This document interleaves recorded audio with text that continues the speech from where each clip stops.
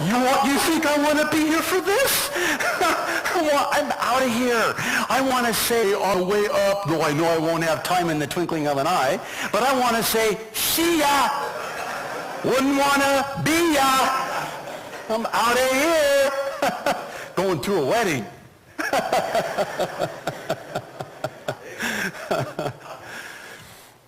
So, who knows?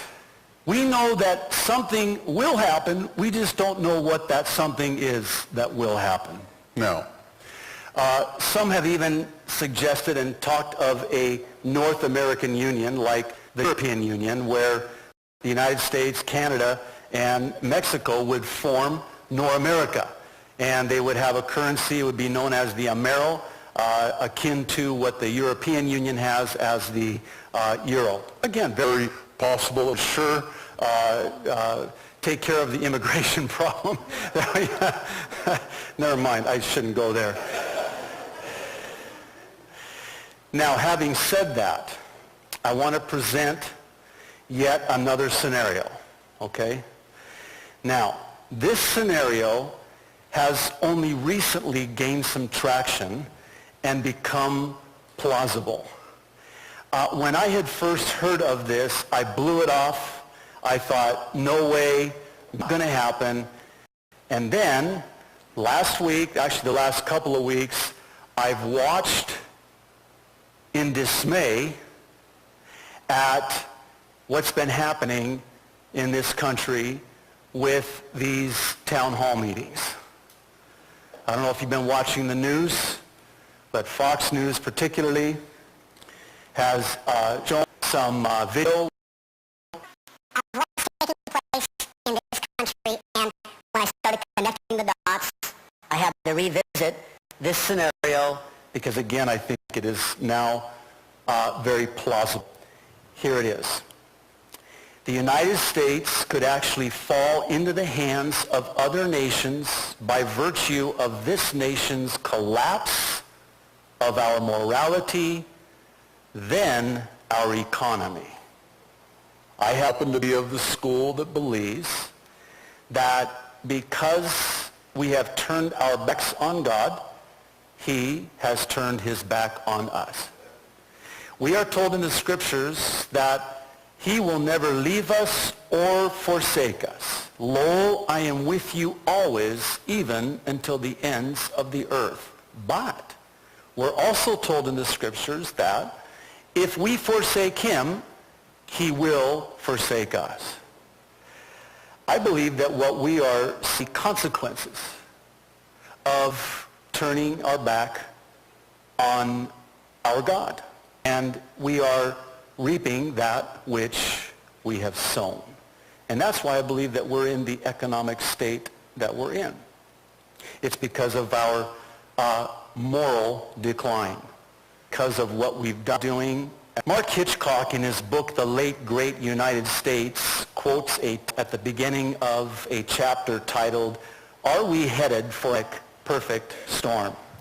Time magazine, quote, "For years, Americans have reveled in profligate load up the back of the SUV at Target excess, much of it paid for by credit cards, home equity, or other loans. The binge has produced some supposedly healthy economic growth and provided everyone lots of nice stuff. But now, this is Time magazine, but now debt collectors from around the world are knocking. That's why today's turmoil in U.S. financial markets will end in a massive transfer of wealth from America to the rest of globe. The 21st century will overturn many of our basic assumptions about economic life. The 20th century saw the end of the European dominance of global politics and economics. The 21st century will see the end of American dominance too." Now, we know from the pages of Scripture that this world leader, this Antichrist in place of and against Christ, will control the world. He will control a one-world economy, a one-world religion, and a one-world government. Now, what's interesting is, in order for the Antichrist to be able to control the world's wealth, there has to be a transfer of the world's wealth. And we are witnessing it right before our very eyes as I speak. It's happening. Well, Wall Street Journal. As if things weren't bad enough, Russian professor predicts end of U.S. Some of you are looking at me going, why did I come to this church today?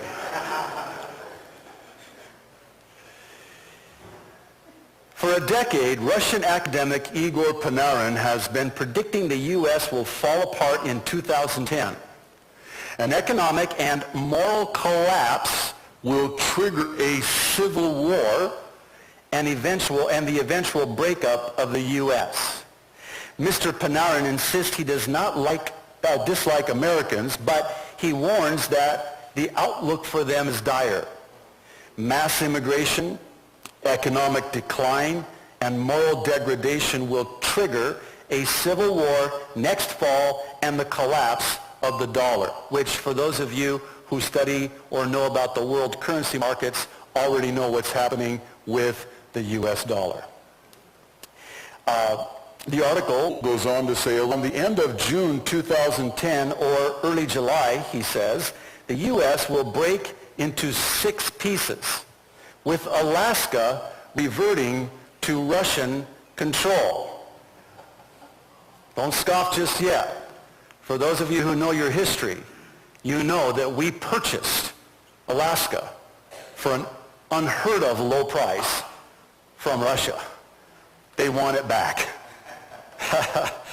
So, he based the forecast on classified data supplied to him by FAPSI analysts, he says. He predicts that economic, financial, and demographic trends will provoke a political and social crisis in the U.S. When the going gets tough, he says, wealthier states will withhold funds from the federal government and effectively secede from the Union. Social unrest up to and including a civil war will follow. The U.S. will then split along ethnic lines, and foreign powers will move in. Could it happen? Certainly.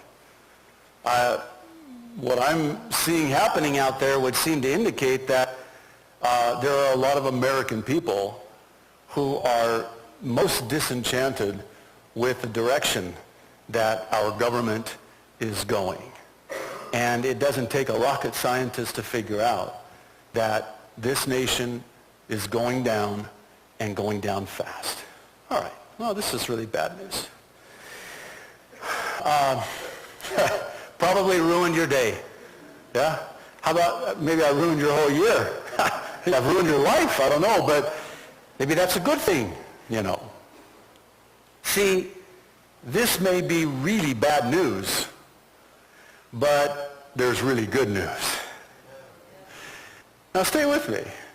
I wonder sometimes, and for those of you who have been coming for any period of time, you know and you've heard me say that I wonder if the economic crisis here in the United States is not the catalyst for God to loosen the grip of the people who have their grip on this world and the things of this world so that he can ready them and steady them for his return for them.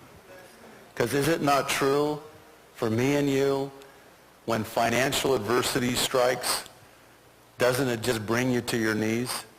My most powerful prayers are prayed in the midst of and in the face of financial adversity. Oh my goodness, I pray in King James. I mean, I get so, oh God. And I get the impression that God's got me right where he wants me. Do I have your attention now? Yes.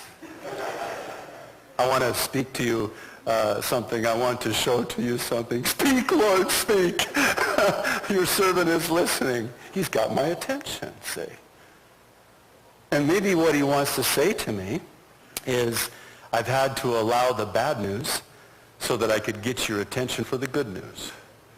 I had to allow this to affect you so that you would in effect come to me, call out to me, cry out unto me, and then I will hearken unto the voice of your cry. See, there may be somebody here today in this church that